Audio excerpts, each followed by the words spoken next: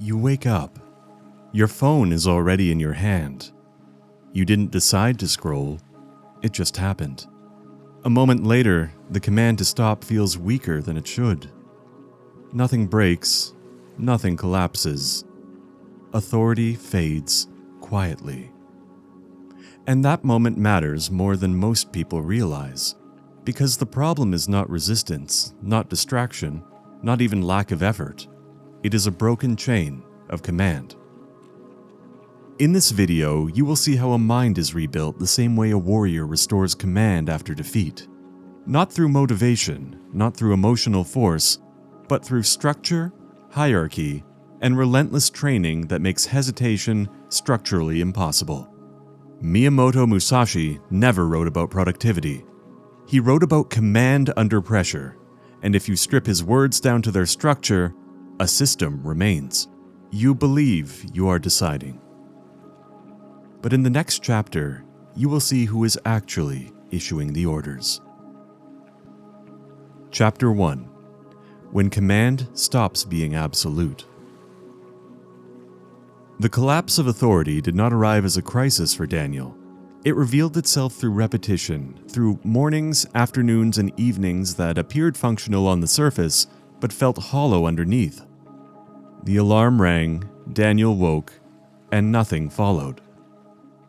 Not because he was exhausted, not because the day ahead felt overwhelming, but because a small internal suggestion quietly replaced the order he had given himself the night before. At work, the task was clear, the deadline real, the consequences understood. Yet his attention drifted before his first deliberate action began, as if focus required permission from something inside him that no longer recognized command. What unsettled Daniel was not the behavior itself, but the structure beneath it. He was no longer deciding and acting, but deciding and then observing whether his mind would comply. Musashi described the undisciplined mind as a wild horse, not because it is hostile, but because without reins it follows instinct, comfort, and momentum instead of direction. The realization came with uncomfortable precision. As long as Daniel believed he was his mind, there was no position from which authority could be exercised.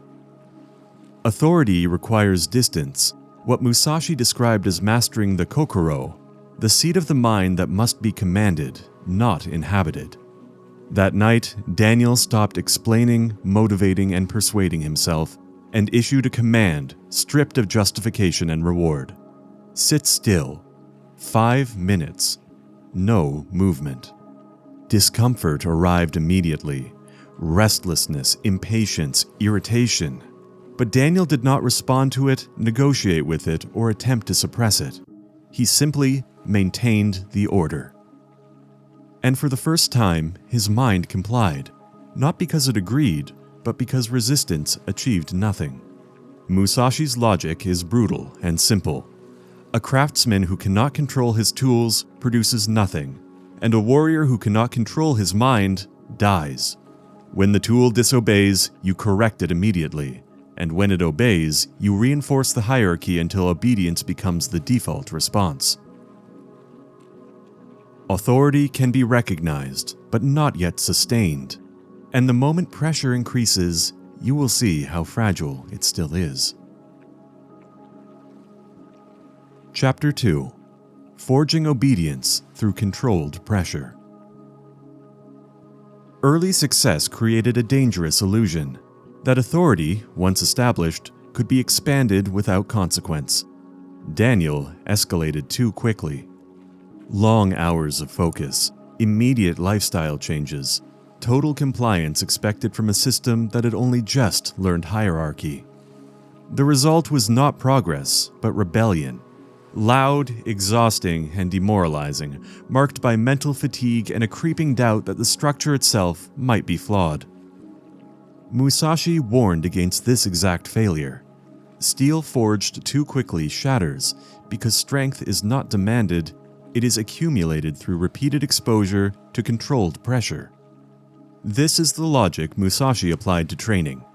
Pressure first, mastery later. Forging the mind through resistance, what he treated as tan, not punishment, but construction.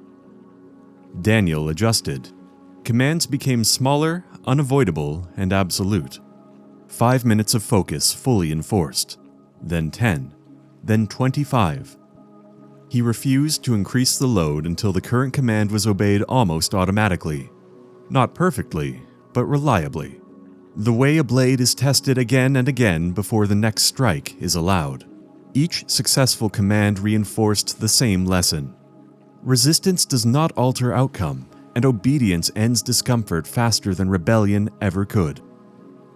The mind learned not through insight, but through repetition, and with each victory, the hierarchy between command and impulse became clearer, more stable, and harder to challenge.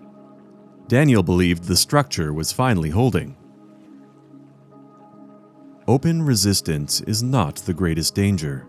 What comes after it is. Chapter 3. The First Real Test. What followed was not linear improvement, but exposure. As obedience increased, Daniel's awareness sharpened.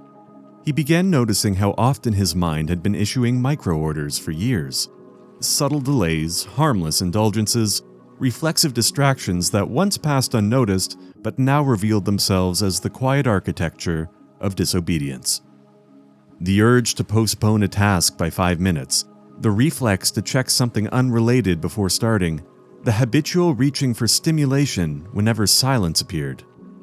None of these impulses were new. What was new was that each one had become a test. Either enforce the command and strengthen hierarchy, or allow exception to weaken it. There were days where obedience stacked cleanly and the mind settled into compliance early, and days where resistance returned with unexpected weight, testing whether authority was absolute or merely situational. Musashi warned that this phase is where most training collapses. Not because the system fails, but because consistency wavers. Authority, once conditional, is no longer authority. That was when Daniel realized obedience alone was not enough. You can issue commands endlessly. As long as your mind sees an escape, it will use it. Chapter 4. Removing the possibility of retreat. One evening, Daniel stood still with his phone in his hand, not tempted in any dramatic way, but aware that a single movement would decide whether the structure held. As obedience strengthened, temptation changed form. It no longer appeared as open rebellion, but as reasonable exceptions, justified delays, and quiet compromises framed as harmless or even deserved. In Musashi's strategy, this was a question of sen. Initiative secured not by speed, but by removing the opponent's options before the moment of action. And Daniel had applied the same logic inward by removing his own paths of retreat before giving the command. He deleted the apps, moved the alarm across the room, removed sugar from the house. Disobedience became a long, inconvenient march. Obedience remained a single step. The mind, always economical, complied. You have controlled the space, but not yet the moment. Chapter 5. The Destruction of Delay. One fracture still existed. Daniel's commands were obeyed, but not immediately. Musashi considered delay a silent betrayal, because the space between decision and action is where authority erodes and negotiation re-enters.